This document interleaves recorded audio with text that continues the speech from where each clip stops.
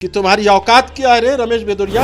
मैं पार्लियामेंट में रहता तो रमेश भदौरिया जैसे लोगों को जबान खींच लेता और जूते से मारता, उसी पार्लियामेंट में एक नई हिस्ट्री बनती। जो ऐसी स्पीच, ऐसी गंदी स्पीच, ऐसा जाहिल और जो कमिंतौरी की हद पार कर चुका, और वो पार्लियामेंट के अंदर वो ऑन रिकॉर्डेड स्पीच दिया जो पूरी दुनिया, पूरा संसार को, भारत को शर्मसार किया। ऐसे जाहिल और गंवार और को मेंबर ऑफ पार्लियामेंट बना के भेजते हैं जो पार्लियामेंट की गरिमा को गिरा दिया। महिला आरक्षण बिल पर लोकसभा में बहस चल रही थी।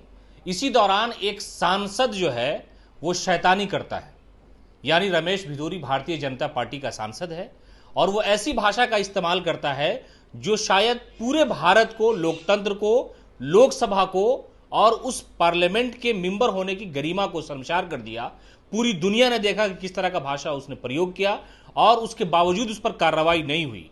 कई लोगों ने कई तरह की बातें की और कहा कि प्रधानमंत्री मोदी को नई संसद की इमारत में जो लोकतंत्र की रक्षा की बात की थी, उन्हें बोलना चाहिए कि आखिरकार उनकी पार्टी का एक मेंबर ऑफ पार्लियामेंट किस तरह की जहनियत रखता है। शैतान भी इतना गंदा नहीं सोचता होगा जितना रमेश भिदोरी ने एक माननीय सांसद के लिए इस्तेमाल किया। आरजेडी के सीनियर नेता और पूर्व विधायक अबू दुजाना हमारे साथ हैं। खुल करके विरोध हुआ, आपकी पार्टी की तरफ से भी हुआ, लेकिन जो बड़े पैमाने पर एक मांग हो रही थी कि कार्रवाई हो, उस पर कुछ नहीं हुआ और कोई बड़ा भी मुस्लिम लीडर जो है इसके खिलाफ बोलता नजर आया नहीं आया। क्या राय रखते हैं आप इस मामले को लेकर? देखिए, रमेश भदौरी जिस तरह का आदमी, जिस कैरेक्टर का आदमी है, और जिस तरह पार्लियामेंट में जो नई पार्लियामेंट का जो उद्घाटन हुआ, हमारे माननीय प्रधानमंत्री, आज एक हिस्ट्री बन गई देश के। आज नए पार्लियामेंट के अंदर जो उद्घाटन हुआ उसमें रमेश भदौरिया जैसे लोगों की स्पीच रिकॉर्डेड हुई।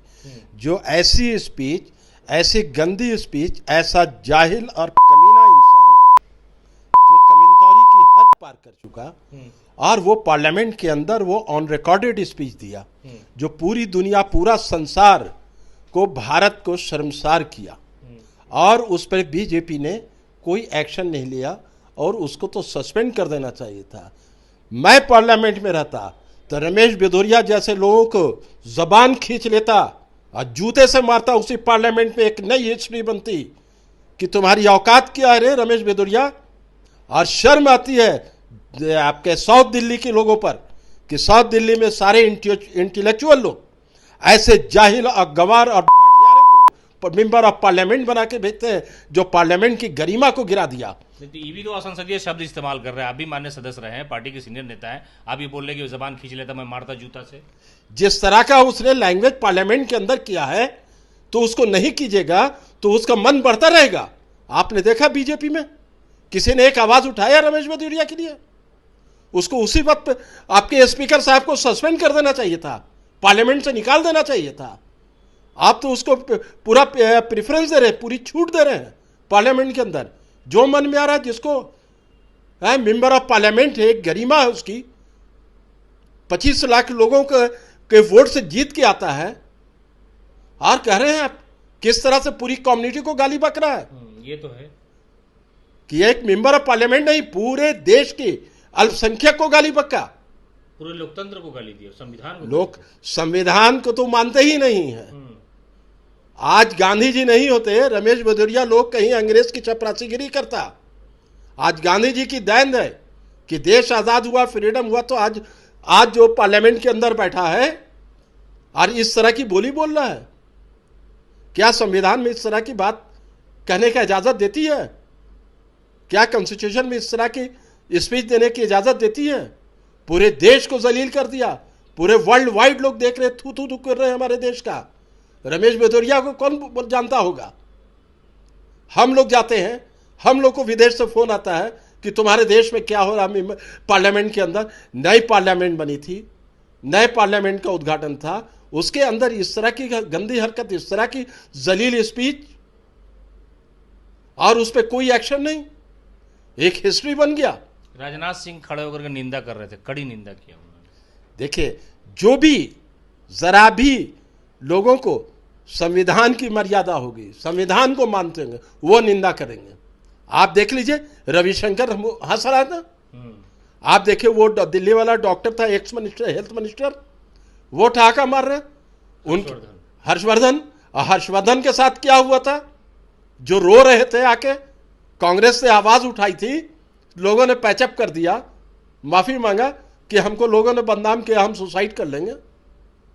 यह भी सीखना चाहिए कि पार्लियामेंट के अंदर किस तरह लोगों ने अपने इसको मेंटेन किया। और आप हंस रहे हैं, उसी बार जूता निकाल के मारना चाहिए था। ये भी इतिहास हो जाता है। ये भी एक इतिहास बनता कि पार्लियामेंट के अंदर, अरे यूपी में जूता चप्पल चलते ही रहा, असेंबली में, पार्लियामेंट में भी चलता। जब ये घटना हुई दुजाना साहब, उसके बाद लालू प्रसाद यादव ने कहा कि हाँ अब हुआ, मोदी जी जैसा भारत बनाना चाह रहे थे, नफरत फैलाना आपस में, एक दूसरे को लोग गाली गलौज करे, वो भारत उन्होंने बना दिया। देखिए, मोदी जी की मंशा तो है, माननीय प्रधानमंत्री जी अपनी गरिमा को गिरा दिए। उनके नए पार्लियामेंट के अंदर उनका सांसद इस तरह का बोल रहा है और मोदी जी सुन रहे हैं, तो इससे बड़ी शर्म की बात क्या हो सकती है। तो ये थे हमारे साथ आरजेडी नेता सैयद अबू दुजान। इन्होंने साफ तौर पे कहा कि जिस तरह से भाषा का प्रयोग किया गया, उससे पूरे मुल्क की बदनामी हुई, पूरी दुनिया में आज लोग थू थू कर रहे हैं। यकीनन उनकी जो भाषा थी, उस भाषा को भाषा नहीं कहा जा सकता है, और उसको लेकर के कई तरह की बातें की गई। अपोजिशन के नेताओं ने उन पर कार्रवाई की मांग की और कहा कि उन्हें निष्कासन ही नहीं बल्कि उनकी संस्था खत्म कर देनी चाहिए। सैयद अबू दुजाना काफ़ी नाराज़ हैं। इनकी पार्टी ने भी इस पूरे मामले को लेकर के काफ़ी विरोध किया। आरजेडी सुप्रीमो लालू प्रसाद यादव, तेजस्वी यादव, इन सारे लोगों ने खंडन किया। कहा कि देखिए, जिस नफरत की बुनियाद भारतीय जनता पार्टी ने डाली थी, अब वो एक तनावर बड़ा दरख्त हो गया है और लोग आपस में लड़ रहे हैं, और एक कम्युनिटी को खुलेआम पार्लियामेंट से गाली दी जा रही है और उस पर किसी तरह की कोई कार्रवाई नहीं हो रही है।